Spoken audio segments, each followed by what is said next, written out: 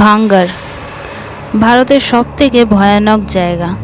ভাঙ্গারকে নিয়ে সবাই অন্য অন্য কথা বলে। কিছুজন তো বলে এটা কোনো ভয়ঙ্কর জায়গাই না, শুধুমাত্র লোকেদের কল্পনা। আর কিছুজন বলে ভাঙ্গার এশিয়ার সবথেকে ভয়ঙ্কর জায়গা। এখানে যারা রাত কাটিয়েছে তাদের মধ্যেই একজনের গল্প নিয়ে চলে এসেছি তোমাদের জন্য। তো নমস্কার বন্ধুরা, ওয়েলকাম টু মাই চ্যানেল, যেখানে ভূতের ভয় নিয়ে চলে এসেছি তোমাদের জন্য আর একটা নতুন রিয়েল হরর স্টোরি। এই স্টোরিগুলো তোমাদের পছন্দ হয়ে থাকলে অবশ্যই সাবস্ক্রাইব করো, পাশে থাকা বেল আইকনটি বাজিয়ে দিও আমাদের ভিডিও নোটিফিকেশান সবার আগে পাওয়ার জন্য। আর অবশ্যই করে আমাদের চ্যানেলটা লাইক করো, কমেন্ট করে জানি তোমাদের স্টোরিগুলো কেমন লাগছে, আর নিজের বন্ধুদের মাঝখানেও অনেক অনেক করে শেয়ার করো। আমাদের সাথেও যদি কোনো রিয়েল হরার এক্সপিরিয়েন্স হয়ে থাকে সেটা আমাদের সাথে শেয়ার করতে পারো, আমরা তার উপরেও ভিডিও আনবো।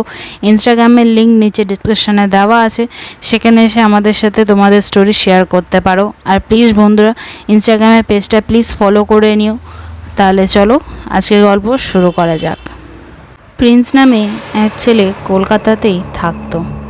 তারা 10 জন বন্ধু মিলেই বেরিয়ে পড়ে জয়পুরের জন্য। তারা 10 জন বন্ধুদের মধ্যে কিছু মেয়েরাও ছিল। জয়পুরে তাদের বন্ধুর বিয়ে ছিল। তারা সবাই অনেক বড় লোকেরই ছেলে মেয়েরা ছিল। তাদের সবাই নিজের নিজের বড় বড় গাড়িতে করে যেতে চাইছিল। তারা সবাই অনেক আগের থেকেই সিদ্ধান্ত নিয়েছিল তাদের বন্ধু বিয়ে হলে সবাই নিজের নিজের বড় বড় গাড়িতেই যাবে জয়পুর পৌঁছাতেই সবাই অবাক হয়ে গেছে। এরা কারা এলো বিয়েতে? বিয়েও খুব ভালোভাবে হয়। আজ বিয়ে, কাল বৌভাত, তারপরের দিনই সকালে কলকাতার জন্য বেরিয়ে পড়ব। বর আর বউও তো কলকাতাতেই থাকে। বিয়ের অনুষ্ঠান জয়পুরে করেছে। বিয়ে হয়ে যাওয়ার পর তাদের এক বন্ধু বলে, বিয়েটা তো হয়ে গেছে, সবার খাওয়া দাওয়াও হয়ে গেছে, এবারে কি করবি? প্রিন্স বলে, এখানে আশেপাশে যত যা ঘোরার জায়গা আছে সেখান থেকেই ঘুরে আসি। তারা ফোন তুলে গুগলে খুঁজতে লাগলো। তারা সবাই এত পরিমাণে নেশা করেছিল যে কোনো কিছু জায়গায় খুঁজে পাচ্ছিল না। তারা সবাই এত পরিমাণে নেশা করেছিল, তাদের জায়গা খুঁজতে খুঁজতে রাত কেটে যায়। সকাল হতেই সবাইকে ডেকে বলে, বন্ধুরা সবাই তৈরি হয়ে পড়, ভানগার যাব।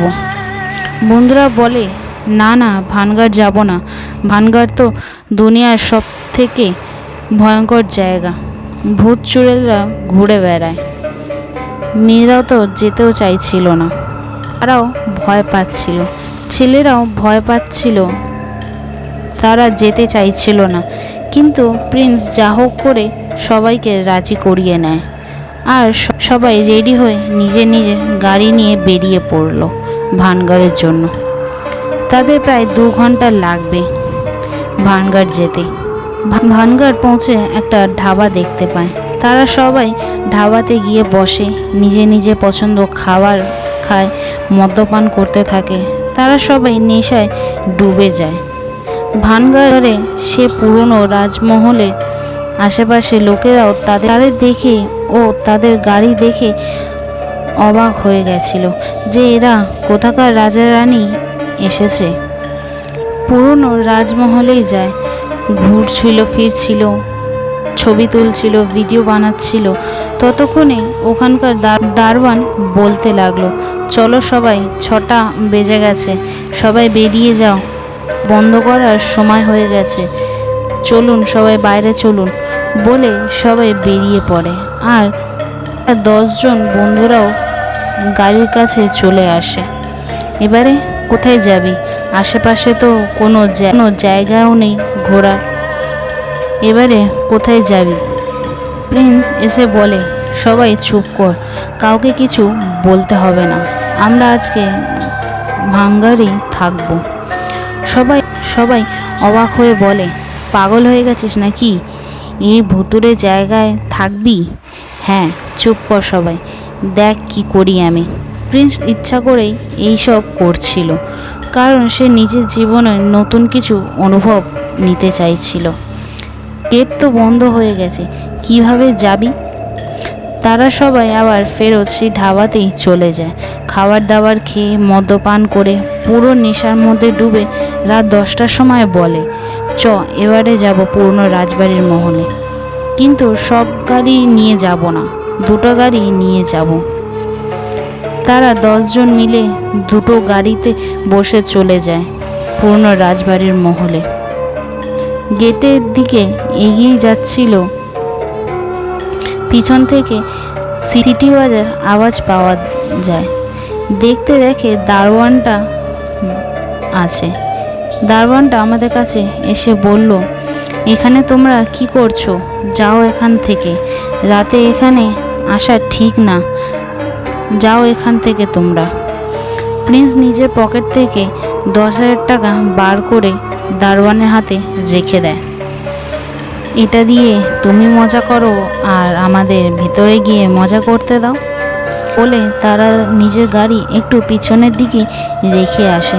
কিন্তু এবারে যাব কিভাবে? গেট তো বন্ধ আছে। দারোয়ান বলেছিল একটু এগিয়ে গেলেই জায়গা আছে, ওখান থেকেই আমরা সবাই ঢুকে যেতে পারবো। তারা ওখান থেকেই ভিতরে চলে যায়, গিয়ে নিজের মতো মজা করছিল। কেউ মাছ খাচ্ছিল, কেউ মাংস খাচ্ছিল, আর মদ তো সবাই খেয়েই যাচ্ছিল। সময় কাটানোর পর ছাদের দিকে যায়, সবাই নিজেদের মতো নাচছিল, মদ খাচ্ছিল। প্রিন্স ছাদের ধারে দাঁড়িয়ে দৃশ্যই দেখছিল। কি তখনই প্রিন্সকে সেখান থেকে পড়ে যায়। তারা বন্ধুরাও অবাক হয়ে গেছিল যে প্রিন্স হুট করে নিচে কিভাবে পড়ে গেছে। তারা সবাই নিচে গিয়ে দেখে প্রিন্স বড় একটা পাথরের উপর পড়ে দিয়ে মারা যায়।